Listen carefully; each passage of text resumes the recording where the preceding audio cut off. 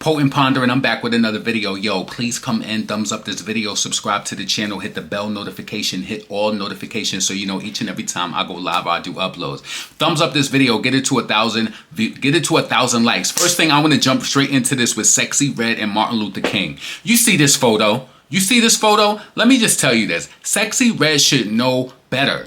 She should know better. Why are you posting this photo with you face to face with Martin Luther King? Like, you understand what I'm saying? I'm pretty sure that there's some people out there who felt like, oh, it was just a repost or whatever. You know what I'm saying? This is disrespectful. Like, you gotta know how to read the room, Sexy. This is not cool at all. So you know what happened next? Martin Luther King's daughter came out and she quote tweeted Sexyy Red and clocked her, because this is what a child would do for their parent, right? So Martin Luther King's daughter, Bernice King, she came out on social media and she said, this is intentionally distasteful, dishonoring, deplorable, and disrespectful to my family and my father, who is not here because he was assassinated for working as a civil, for your civil and human rights. Delete. I'm jacking it. I'm standing behind her because it's like she should have read the room better. Come on, ma. Come on. Sexyy Red, you should know better than this. Ugh. All right? So then Sexyy Red responded back to her. I thought that she was going to try to get fly because you know how Sexy is. You know what I'm saying? But she responded back. You know, she was demure and all of that. So she said, you ain't wrong. Never meant to disrespect your family. My apologies. Just reposted something that I saw and I thought was innocent. How could you think that that was innocent?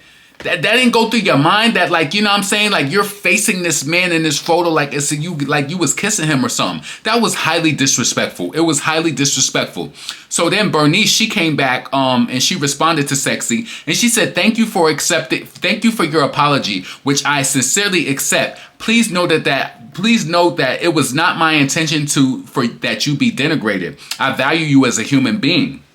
She letting know Big Sexy this, right? She letting Big Sexy know this, right? So I hope you understand my concerns about the image. I know that my father has become a bit of a caricature to the world and that his image is often used with no regard to his family, his sacrificial work, or to the tragic, unjust way in which he died, a state-sanctioned assassination.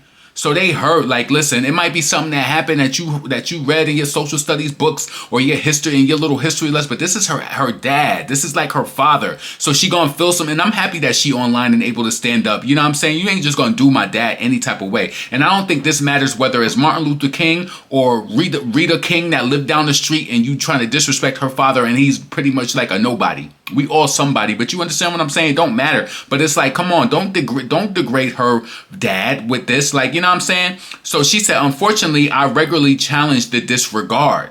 I earnestly wish that people would imagine what it would feel like to see their deceased, unalive father repurposed for party flyers. Wow. See, I didn't even think that repurposed for party flyers, unjust legislation, etc. All to the best of you, young lady. And that was so sweet. That was so sweet. You know what I always wondered too? You ever see that photo of Dr. Martin Luther King where he got the grills in? I always wondered like how they felt about that. Like, with them changing up his image to make him look like more of like a D-boy or a street boy or whatever, right? But shout out to Bernice, and I felt like she was very gentle with Sexyy Red. Sexy, do better. You should know better. You should know better. But anyway, let's move on. The next thing I want to talk about is Cardi B. So I seen this tweet floating around online, and it was saying how pretty much that Cardi B, Atlantic Records want her to put out. You know what I'm saying? They ready for her to they ready for her to make the hit record, or if she don't make the hit, she not getting no money. We all pretty much knew that this was what's going on with Cardi because she ain't really been shorty pop a lot like that. You know what I'm saying? She ain't been doing her thing. But I'm going to admit to you, this is what I truly think, right? It's been 7 years since Cardi came out with a project and is, and did her thing. And I feel like she's underestimating that long span of time that she's been out. Because I want to be completely clear with you. You might not be a person who studied the music industry like me. And I know that social media in the times like today, social media can keep you afloat. It can keep people with eyes on you, especially if you got drama like she do, right? I do feel like Cardi B is cooking up something. I feel like she's coming soon, right? But she's going to have to come with a bang. And I'm talking about to be able to get them album sales, she might have to even do a double album. So when you buy it, it count twice so that she can get 2 sales. She's going to have to do a visual album where there's a video with every song. But we've seen how when she's been doing videos lately, they ain't really been working for the gal either. But I feel like Cardi she's definitely gonna come, right? I don't know what the budgets look like with Atlantic Records, but I feel like they're gonna try to push her out, right? They're going to try to do something with her. But the thing is that I know that she's scared. Ain't no way. This is not usual and customary. Listen, let me just tell you something. I know how the music industry is. You drop that, listen, let me just tell you how it even went with female rappers like back in that day. Foxy Brown, she dropped Il Nana in 1996. Her next album came out in 1998. Her album after that, Broken Silence, came out in 2001. So 1996, 1998, and then the next one was about 2.5, 3 years later, right? Little Kim dropped her first album in 1996. She had some projects in between, but she dropped her next project in 2000 with Notorious Kim. She had some little, little scrabbles in between there was working. And I think, was a Quiet Storm remix before or after Notorious Kim? I think it was before, because I think that was 99 with the Mobb Deep, right? But she was bubbling. Cardi ain't really bubbling like that. She had WAP and, different songs that was happening in between, Tomorrow Too. But I don't feel like she's done enough in the interim of bridging the gap into this album. We definitely going to see it though. And I just personally feel she gonna need a documentary. It's gonna have to tell a huge story. She gonna need a documentary. She gonna have to use the pain from Offset, because Atlantic is just like, we need to pull out all stops. You know that she got that girl Patience back around her, so they probably trying to cause whatever media frenzy. She gonna need it. It's gonna be very interesting in the next few months to see what Cardi B is able to do, and with her music. It's gonna be very interesting to see what is she able to attain and what is she able to actually do. Like, is the demand gonna be there? I'm interested. I want to see it, because listen, she's a talking point on this channel. I want to see what the gal I'm really going. I want to see if she's gonna able to come out and she's gonna be able to do. What did she do with her first album? Was it 250?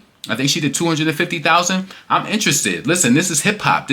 I want to see, and she's forced herself into this realm, so I want to see how she's gonna produce. But it was people saying that Atlantic Records is holding back. How she ain't no money getter. No matter how much she talk about all this money, they saying Atlantic Records ain't putting the money into the projects, because they seen how the process. They seen the process of Cardi. They seen that last year she dropped all of them flops.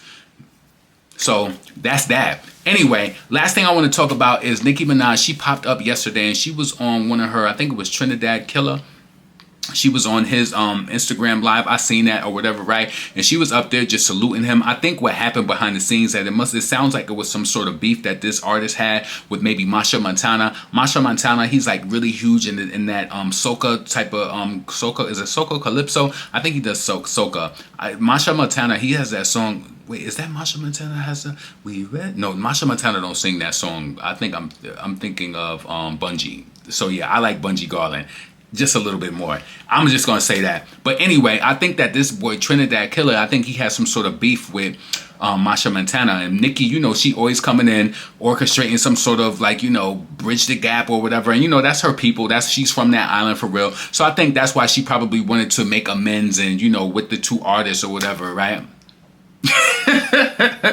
Nicki, but I ain't saying, but Nicki, she makes amends with people too, and I just think she reaches a point where she beyond that with doing it, because Nicki, people think that she's not a sweetheart, but she really is, because I was gonna be like, damn, Nicki, she could mend some shit with some people, but in the situation as it pertains to Cardi, I think Cardi needs to get on her knees and apologize to Nicki for acting the way she did, exposing the fact to us that she had postpartum and went to that damn Harper's Bazaar and was acting crazy, and then Ra Ali ended up pounding her out like a damn piece of chicken for Parmesan.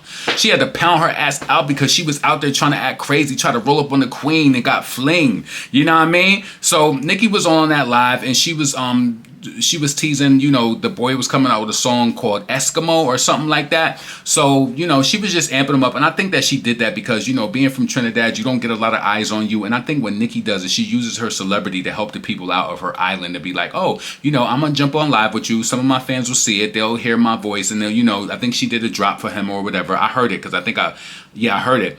I think she did the drop for him, and then people will rush it, they'll stream it or whatever, and that'll help him. So shout out to Nicki for doing that and showing love to people from her homeland or whatever. You know what I'm saying? So a lot of people is questioning like, oh, when is Nicki coming and whatever. This is a small thing, right? I think that Nicki is I think that she's remastering what a hiatus is. Just because you on hiatus don't mean that you don't gotta hear from her anymore. She can do little things for the people. You know, it's about to be carnival season over there, so she might pop out, she might not. But I think that, you know, her just showing somebody love and jumping on live, it doesn't really mean much. Like, you know, it's like, what's up? You know what I mean?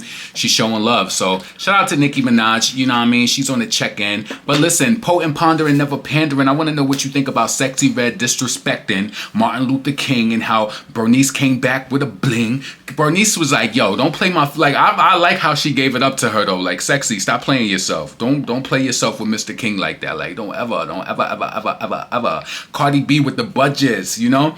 Listen, don't sleep. I think Atlantic might try to feed her a little something. We're going to see what she's doing. You know I'm going to be here to talk about it, but I think Cardi is going to have to come with a double album to get 2 sales. She's going to have to come with a visual. It's going to be something across that. I'm telling you, stay tuned, because we're going to talk about it. And also, let me know what you think about Nicki popping out, popping up. You know, Nicki is still on hiatus. You know, we are not...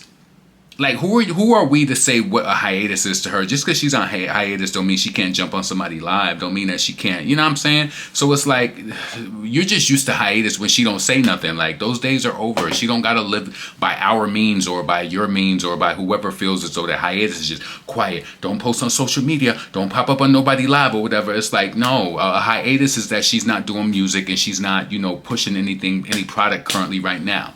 So yeah, potent, pondering, thumbs up this video if you made it this far. Make sure you check my videos after that post that's not like female rap related too. I really like doing those videos. I really like the people who comment on those videos too, because it's just like, I need to like expand and break out of like certain topics. I love these topics, but sometimes they do get redundant, just to be honest with you. So if my word of advice to you as a content creator, never get sucked into doing commentary like this, because it's too easy. When you have to do other commentary, it's a little bit different when it's like, you know, politic related or like, you know, just a number of things, right? So check that commentary out, and then listen, I'm gonna be back again. I'm probably gonna do another video tonight, but I'm about to go make dinner. So yeah, I'm up out of here. Peace.